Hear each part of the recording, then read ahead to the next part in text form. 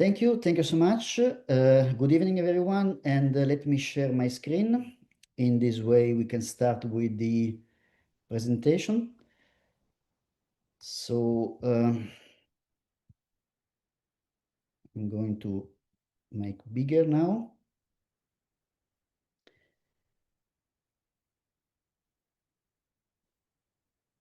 Okay, and I hope you can see the presentation. Okay, so what we're going to discuss this evening is the relationship between Paul Mauser and Georg Luger, and the impact of this, let's say, difficult relationship on the Mauser C96 pistol.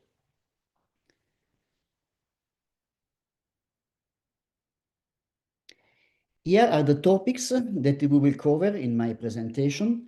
Initially, we start with the Paul Mauser archive and Georg Luger. I am curating the Paul Mauser archive, and we will discuss about source analysis because there are lots of, let's say, legends, fake news about different areas of the Mauser history and production. And what is important to me as an archivist is to show up the documents that are the reference for our researches. In this way, you can figure out that we are mainly analyzing and studying the original documents of the period. After this short introduction, in addition to that, we're going to explain why in the Paul Mauser archive we have so many Georg Luger documents, because this is also an interesting aspect that will be clear when we discuss the relationship between these two inventors.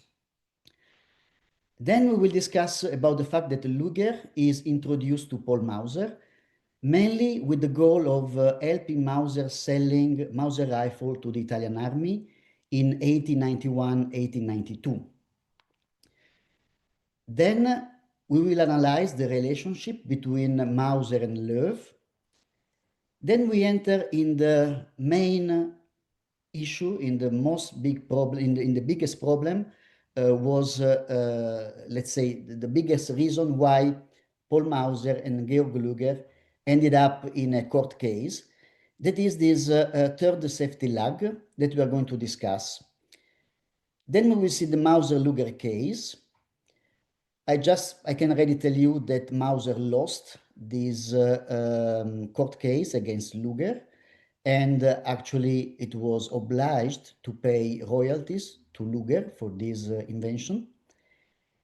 And then Mauser prepared his revenge, in which way we will see that Mauser patented the C96 pistol design in his own name.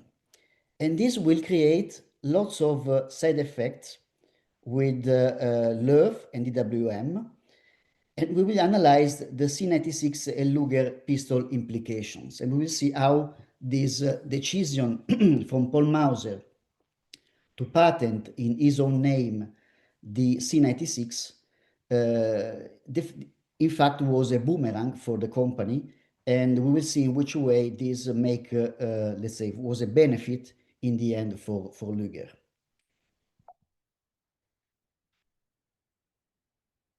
Okay, what is important to highlight is that the Paul Mauser archive preserves most of the Mauser family and the Mauser company historical documentation. And in addition to that, we preserve the most important Georg Luger collection of documents. And why these documents are in the Paul Mauser archive will be evident in a few slides. Here, as mentioned, I'm going to introduce the sources, so the documents that are the reference for our study. What you see here is a folder that contains quite a number, more than hundreds, letters exchanged mainly between Luger and Paul Mauser. So it was Georg Luger writing to Paul Mauser. One aspect we need to clarify immediately is that nowadays we put Paul Mauser and Georg Luger at the same level. okay?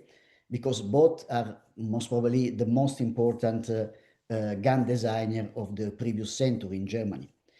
But in those days, in the 90s of the 800, um, Georg Luger was just a basic employee of the company, while Paul Mauser was already, in those days, a VIP, a very important person. So Georg Luger was writing letter on regular basis, even 2 or 3 per day sometimes, in order to update Paul Mauser about the status of specific business. So these letters have been all translated and are one of the reference for the study about Georg Luger and Paul Mauser.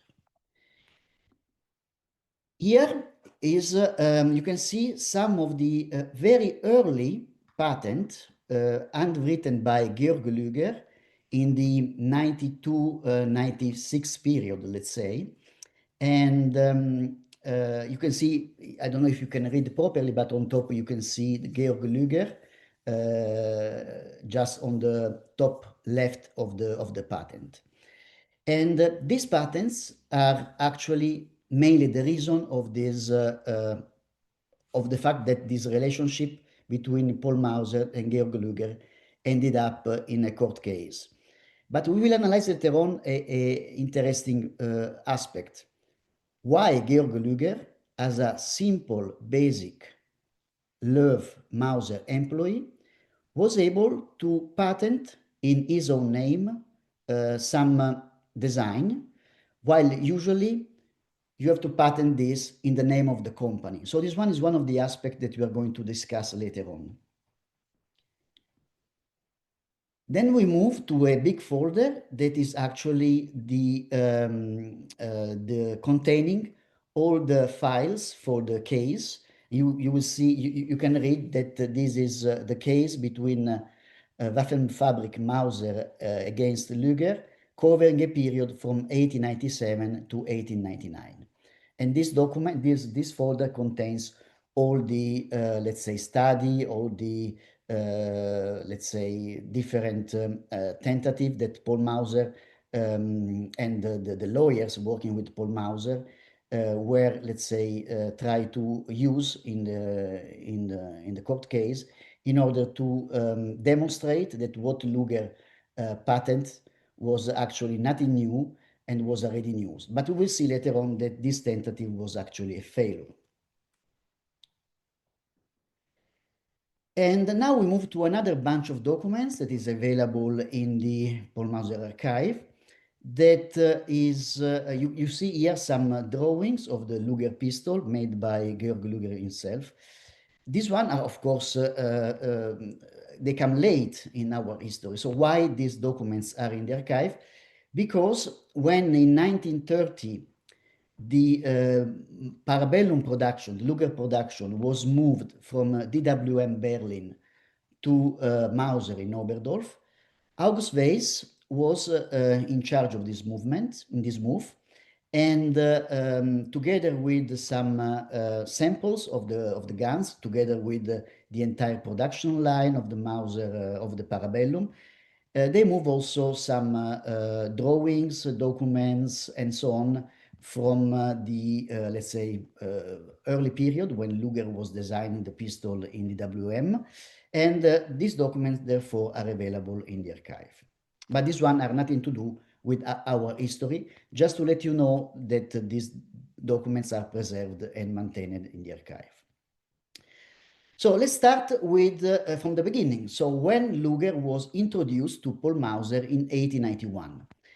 What you see here on the right is the first page of a 2-page letter written by 2 Löw manager, Kosegarden and Oliven, that on the 22nd of October 1891 wrote to Paul Mauser introducing Georg Luger, thinking that Georg Luger can help Mauser in selling Mauser rifle to Italy.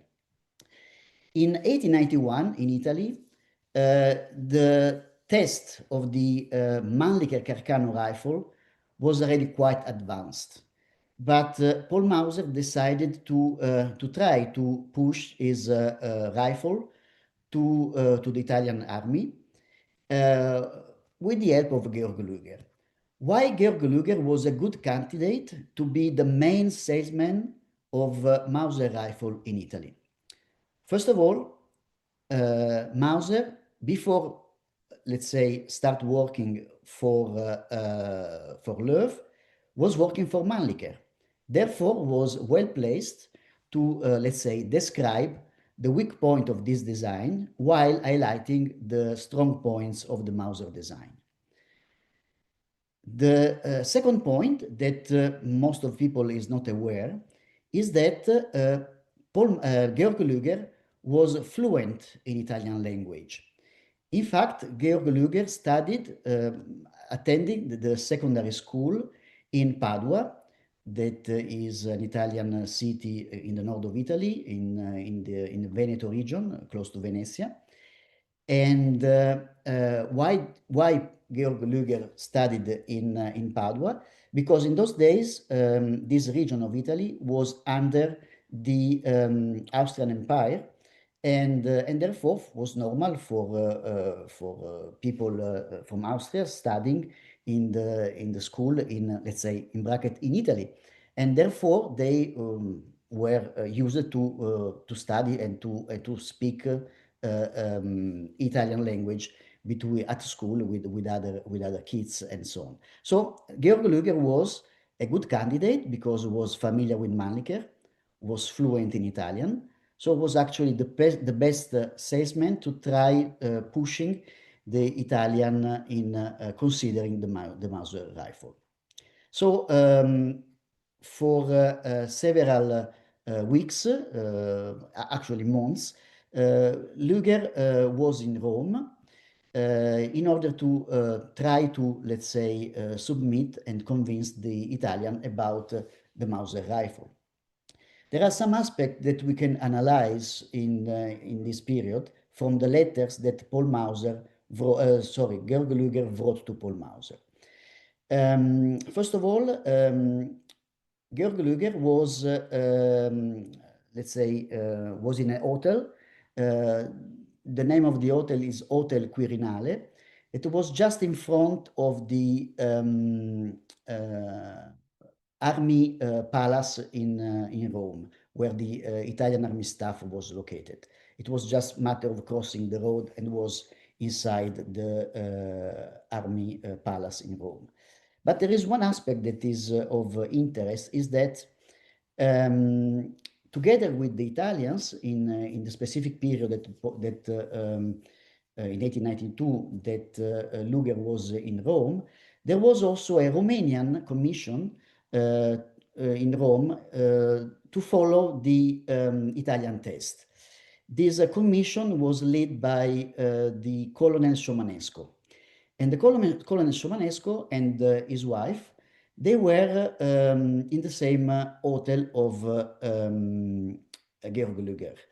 And it is extremely interesting and also funny that in one letter Georg Luger wrote to Paul Mauser, he says that he tried to bribe the Italian and the Romanian commission, but what he actually wrote in the letter is that he tried to bribe the wife of the Colonel Sciamanesco, tried to offer money to convince and presents to convince the husband to give the opportunity to the rifle, to the Mauser rifle, to be considered and maybe win the competition. This is a nice aspect because highlight one of the aspects of the personality of Georg Luger that we will analyze later on. It was for sure not a easy person to manage, and this will be clear in our discussion. So this one is a funny aspect that we discover studying the letter written from Luger to Paul Mauser. And now we introduce shortly the relationship between Mauser and Loew that has an important role as well in this final decision of Paul Mauser to patent in his own name the C96 pistol. So the Mauser company was financially controlled by Ludwig Loew. Actually, Ludwig Löw passed away in 1886, just a few months before that. The contract between the Ottoman Empire and Mauser was signed, and the brother Isidor Löw continue managing the company set up by the brother Ludwig. So Löw was financially controlling Mauser, but Paul Mauser retained the technical leadership, was actually the director of one of the director of the Mauser company, mainly involved in the technical aspect of the company.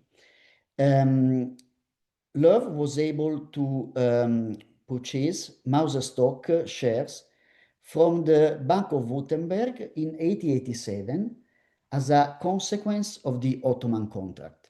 So what happened in those days is that Mauser won the Ottoman contract, and this contract was very big, very huge, and Mauser realizes that it was not possible for the only company in Oberdorf to produce the amount of rifle and carbine the Ottoman Empire was requesting without help.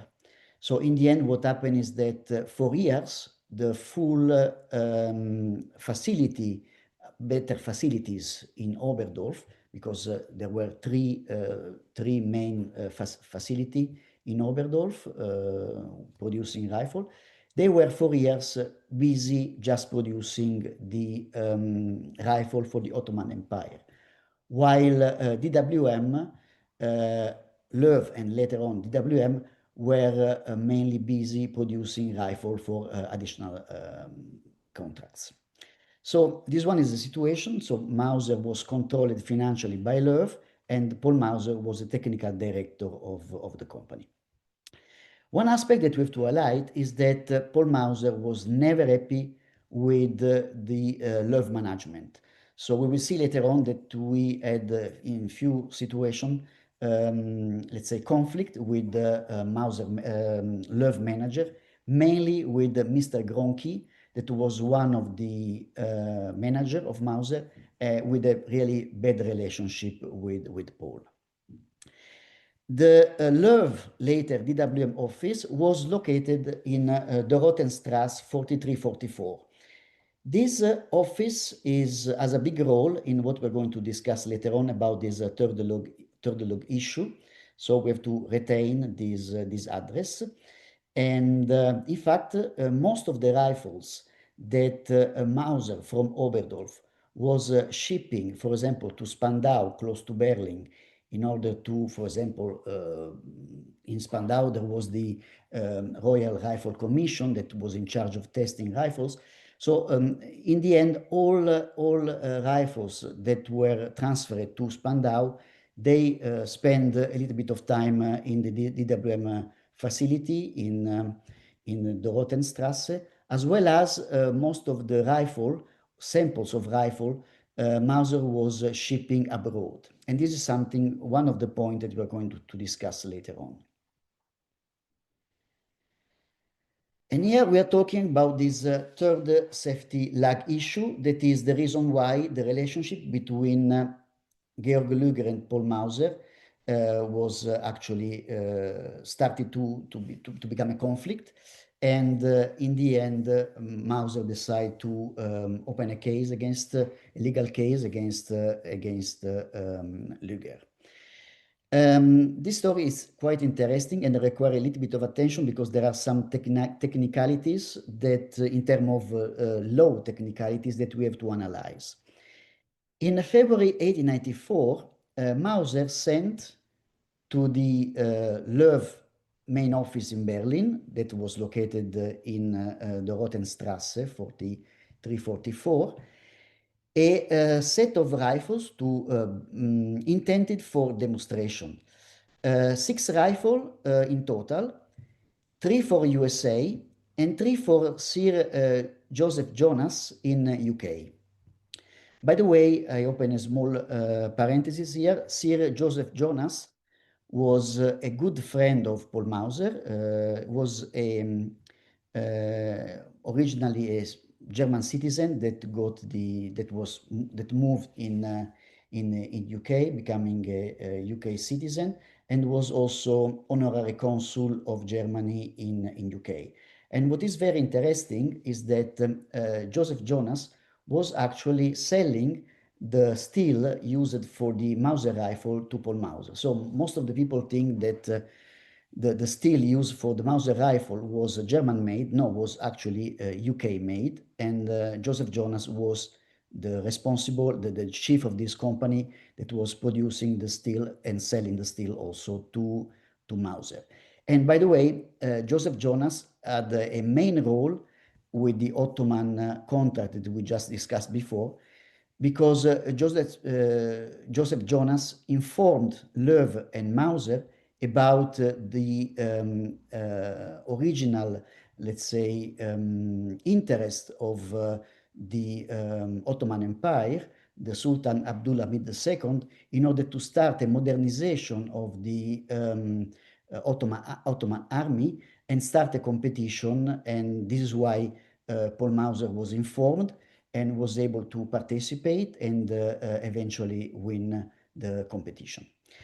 What is important to note for our discussion about this third Luger issue is that the 6 rifles that we are discussing were not intended for German market, but for abroad.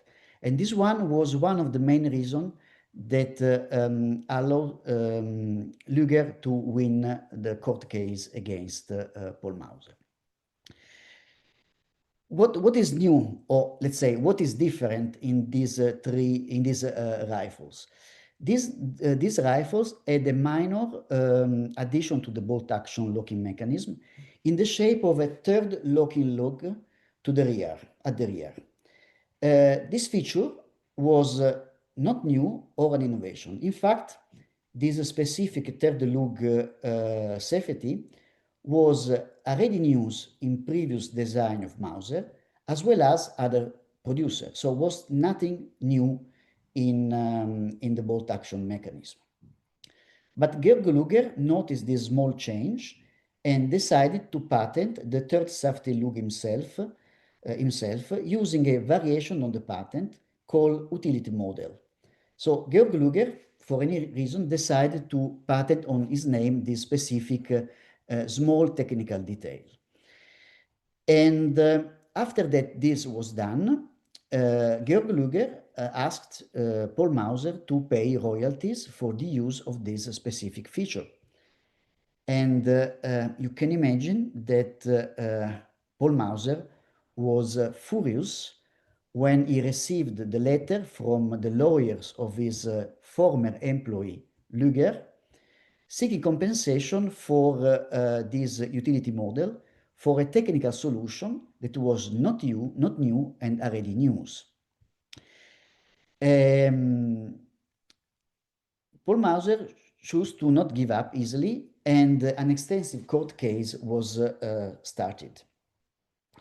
Mauser stated that the utility model by Georg Luger had to be invalidated because the idea he proposed was nothing new and had already been used by other manufacturers, including Mauser.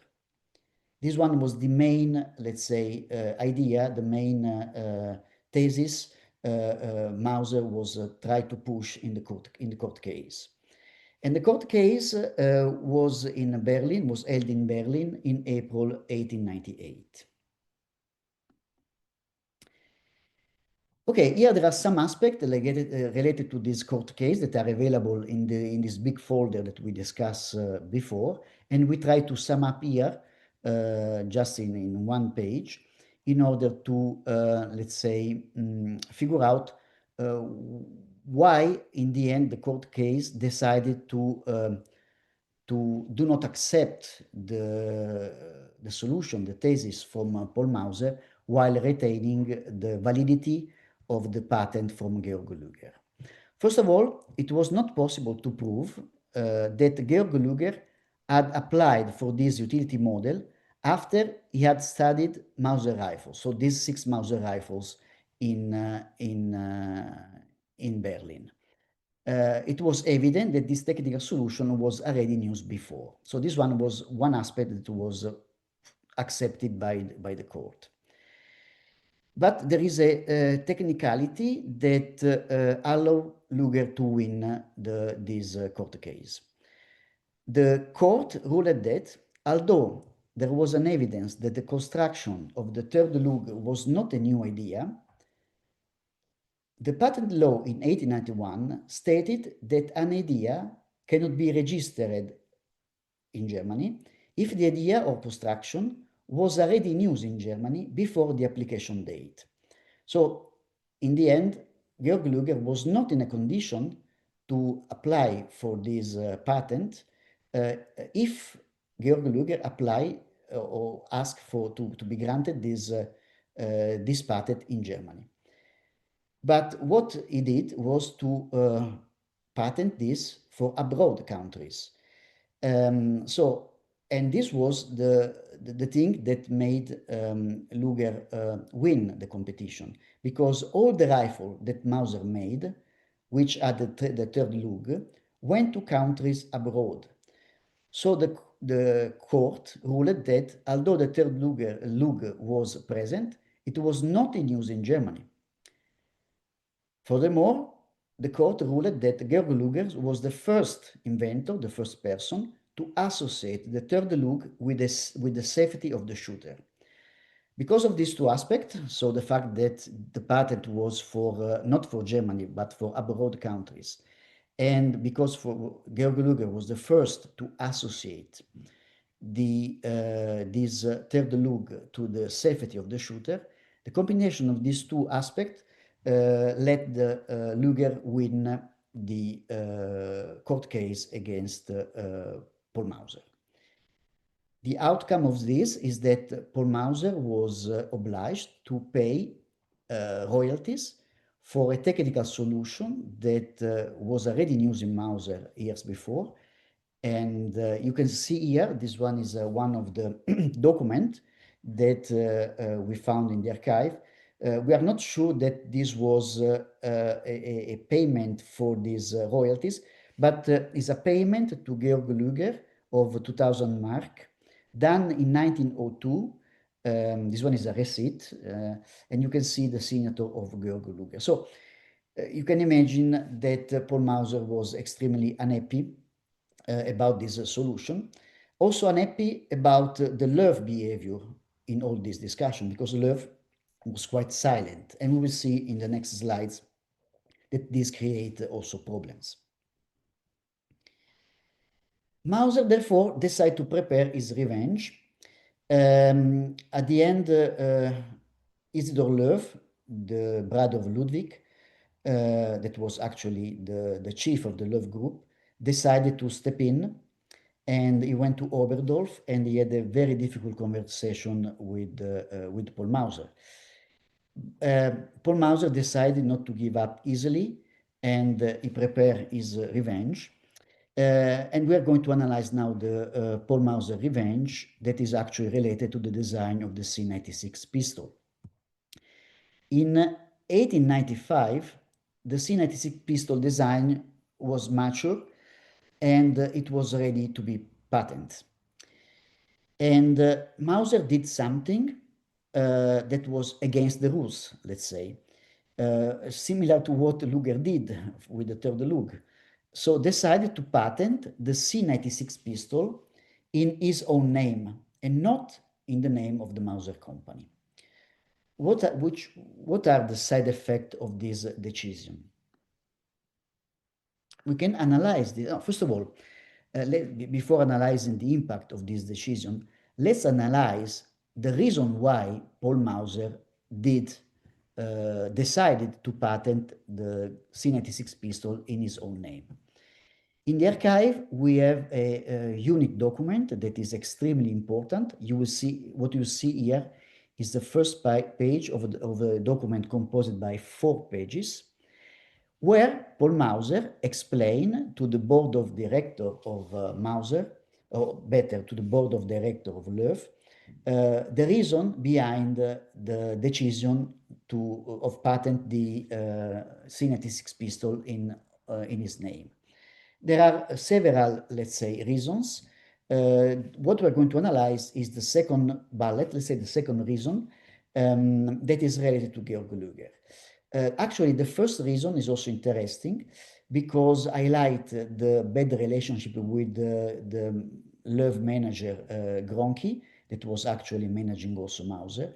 And apparently, Mauser was considered a person that was patenting too much. So he was patenting or producing too many patents. And for this reason, it was considered by the Mauser management, by the Löw management, as too expensive because, of course, there are money involved in the in patenting. And this was one of the main reasons of the conflict between Mauser and Gronchi. The second reason, let's read this together because it's related to Luger. So this, what you have here on the left in italic, is actually the translation of what Paul Mauser wrote and told in this board meeting, available in the document here in the right. So the second reason was the perception that an employee of Ludwig Löw, Mr. Georg Luger, was making it his life work to interfere with my patents. I will remain silent here about other machination of this gentleman against me. I do not need to say a word about the personality of the aforementioned at this point either. I will only recall the circumstances under which he joined Ludwig Löw Company. There is no doubt in my mind that this man, and this sentence is very important, whose extensive patents on the most diverse inventions are certainly not paid out of his own pocket, is set up specifically to reduce the value of my inventions, because I have not forgotten that I am too expensive for certain gentlemen on the supervisory board. Let's analyze this last sentence here. First of all, Paul Mauser think that somebody else is paying for the patent of Georg Luger, and is hiding a little bit what he think. But my best guessing here is that Paul Mauser is referring directly to Löw. Yeah, so how it is possible that an employee of the company can patent so many patents from his own pocket against against the company itself, or the former company like Mauser. So this one is an aspect that for sure require more clarification. We are going to discuss later on in the next slide. And then is referring here to be considered too expensive because Paul Mauser received from Löw a salary, of course, a fixed salary, plus the payment of all the royalties for the patent he made, for the patent that the Mauser company made. And because according to the Löw management, he was producing too many patents, they think that Mauser was too expensive. And therefore, Mauser think that the work of Luger was detrimental to him in order to, let's say, reduce the amount of money Löw is paying Mauser for his own royalties, for his own patents. So this one is, I guess, a very interesting statement for Paul Mauser, and we analyze here more in details the strange relationship between Luger and the Löw group. Luger has somehow a special status within the Löw group. As an employed engineer, so I remember, I stress once more, in those days, Luger was nothing more than a standard employee of DWM, while Paul Mauser was already was the chief of Mauser and a very important person for the period. But this, let's say, in bracket, small engineer and consultant was able to design and present his own solution, not necessarily to the benefit of his current employer. This is what happened because it was patent solution against Mauser, and Mauser was part of the Loewe group. The best explanation for this situation is that Isidor Loewe was betting on two horses at the same time, saying which one would be victorious and securing production rights for whoever won, Luger or Mauser. And it is evident that if Luger was the winner, Luger was much more likely to accept Loewe licensing schemas. This because, as mentioned already, and is very visible in other documents that we studied and analyzed, Paul Mauser was not really accepting all these, let's say, orders or solution imposed by the Loewe Group about Mauser patenting, Mauser licensing, Mauser production as well. So there was a conflicting relationship with Mauser, with the Loewe management. And for sure, if Luger was able to reduce the influence of Paul Mauser, this was something good for Isidor Loewe. And now we move to the next step, so the revenge. So what, in which way Paul Mauser managed the C96 patent? We know already that Mauser decided to patent the C96 in his own name. And we will see also other restrictions Paul Mauser introduced about the production of the C96. In a report dated 9th of March 1897, by the way, the formal sale of the C96 started in April 1897. So just a few weeks before starting the official sale of the C96, I repeat, in April 1897, Mauser wrote this statement that is quite strong. So the self-loading pistol invented and patented in Germany by Mr. Paul Mauser will only be manufactured at the weapon factory in Oberdorf. Without permission of Mr. Mauser, licenses in Germany will not be granted. It is evident that with this statement, there is no way to let DWM produce C96, like, for example, DWM was producing rifles for Mauser. Additionally, Mr. Mauser is to decide on the price and manner of sales of the pistol. The price will be calculated on a basis that a profit of 25% is secured. Mr. Mauser obliged himself to transfer the patent for the pistol to the Waffenfabrik Mauser immediately. So it means that after stating that only Mauser in Oberdorf can produce the pistol, and the cost of the pistol is mainly defined following the rules that Paul Mauser, let's say, decided. As a consequence of this, the patent was then transferred to the Mauser company. And it is evident that from this statement, it is quite evident that Mauser inflexibility opened the door to the success of the Parabellum in general in internal German forces contract competition.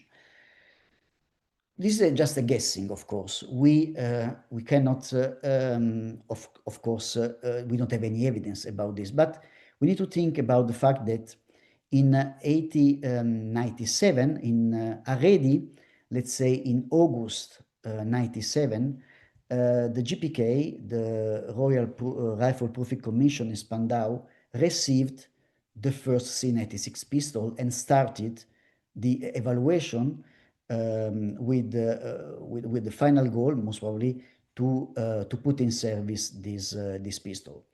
So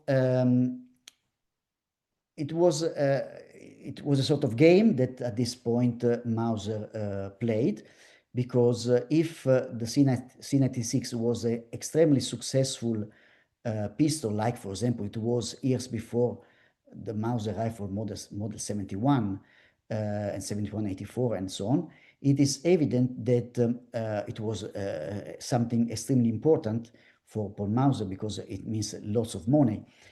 But which one is the side effect of this choice that Mauser did, so the implication with the Luger pistol.